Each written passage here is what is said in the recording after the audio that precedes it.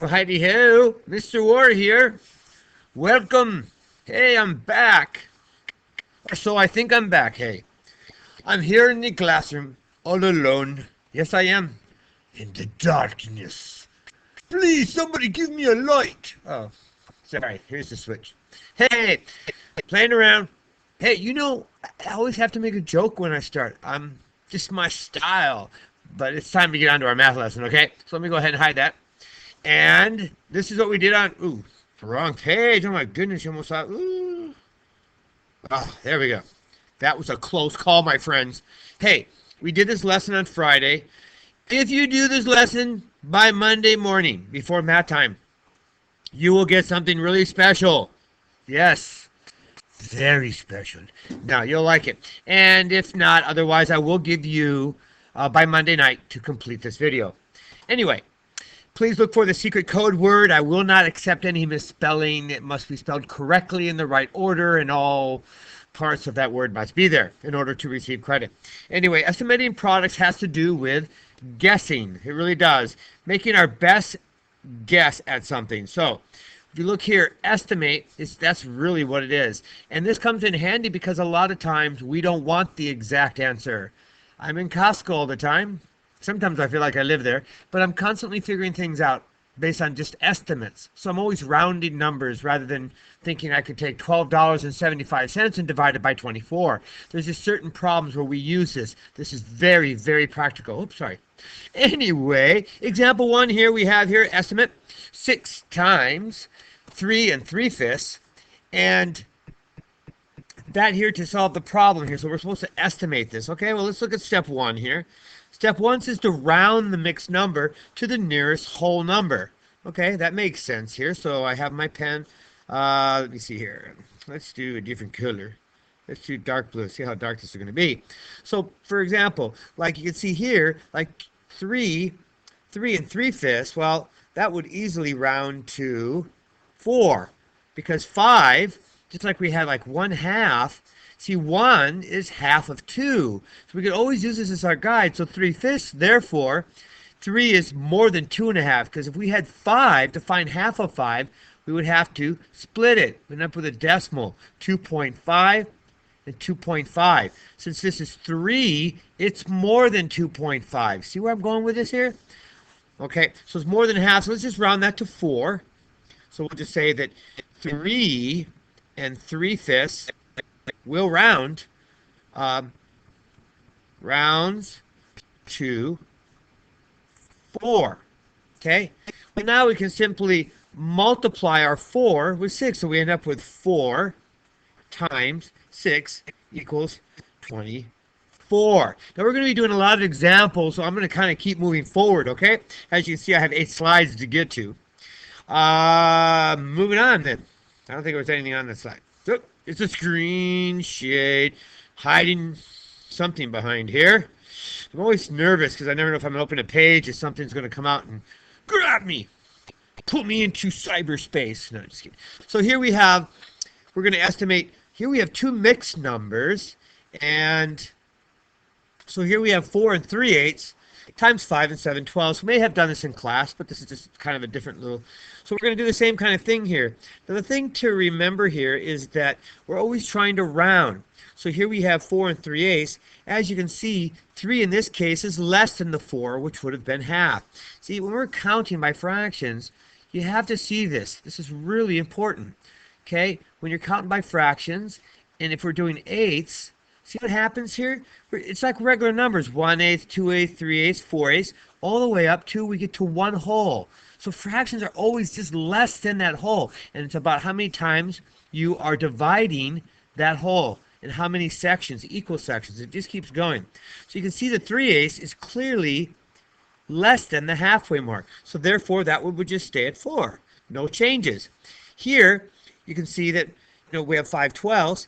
Now here, 7 is actually more than 6. 6 would be that halfway mark. Therefore, we could go up 1 here. Now we have 4 times 6. Again, equals 24. Okay. So far, technology is working. I can't believe it. Okay, so that's why we say that 4 3/8 times 5 7/12 is about 24. we could figure this out to get an exact answer. But again, that's not what our goal is here. Okay? Moving on. I don't think there's any more thing on that page. We double check here. Never know. Can open up. Okay. We're good. Oop, wrong one. Here we go. So now we're going to move on to some more examples. Okay, here we have another one. We have 36.5 times 53 1/4. Okay, again, now our numbers are larger.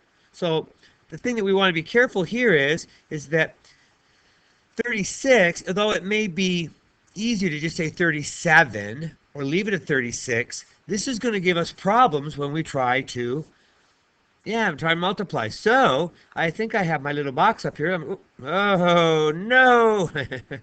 Actually, I really did try that. Yeah, right. Okay, so we're going to say goodbye to you. Adios. All right.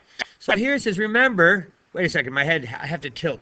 Remember, with larger numbers, round to the nearest 10 or highest place value, because sometimes you might even, so in this case, we're going to do something a little bit different. We're going to go ahead and, let's use this red one here. We're going to go ahead and put a 40. Okay, we're jumping up. And then this would obviously be, the fraction's not playing a big part here, is it? It's not.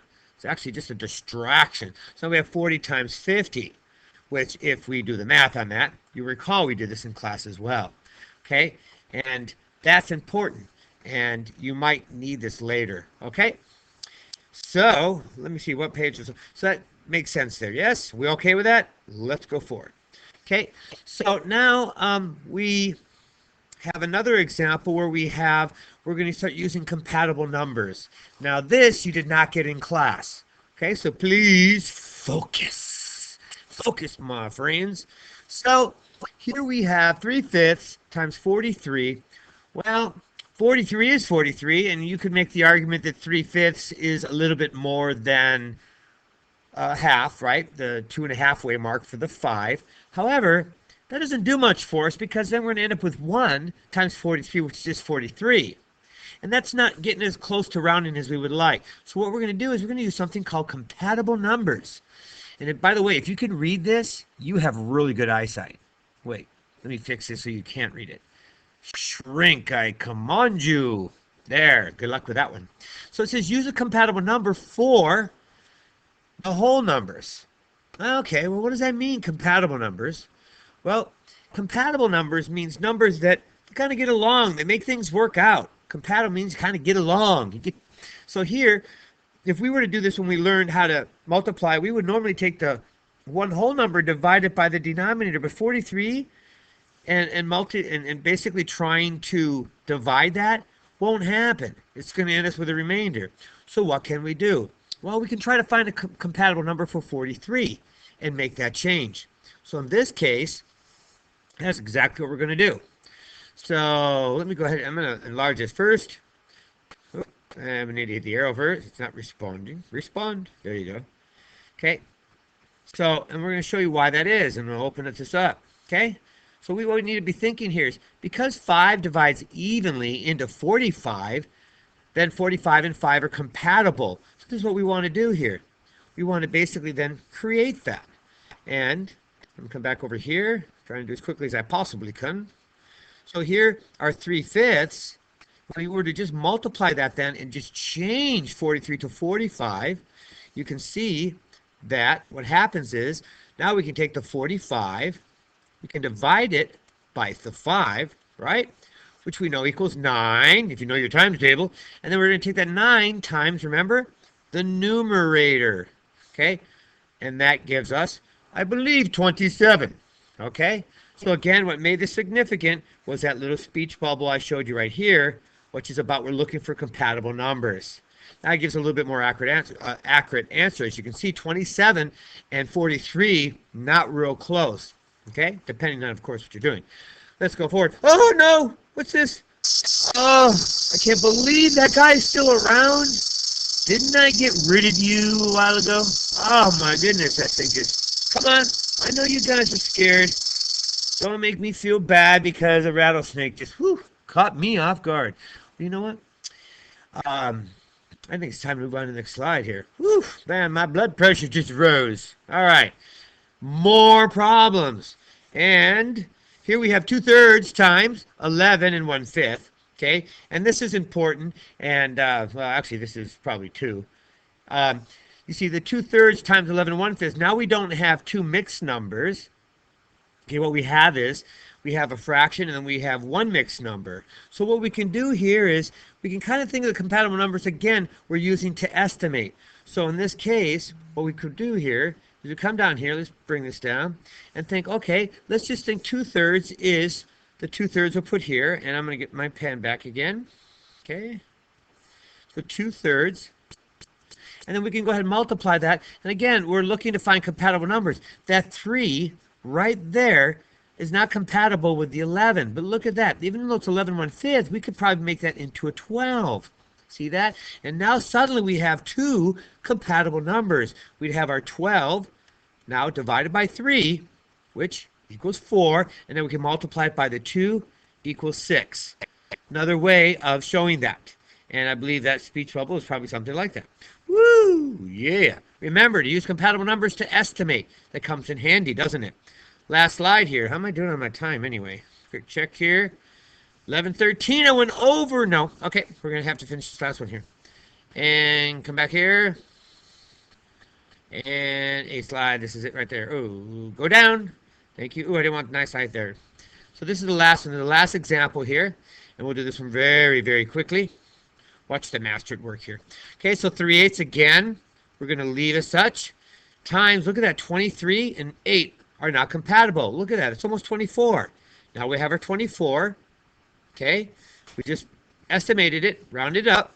24 now divided by 8 equals, ooh, let me think. Okay, 3, and then we multiply that by 3. Voila, 9. Just like that. Oh, I love math. Math is good.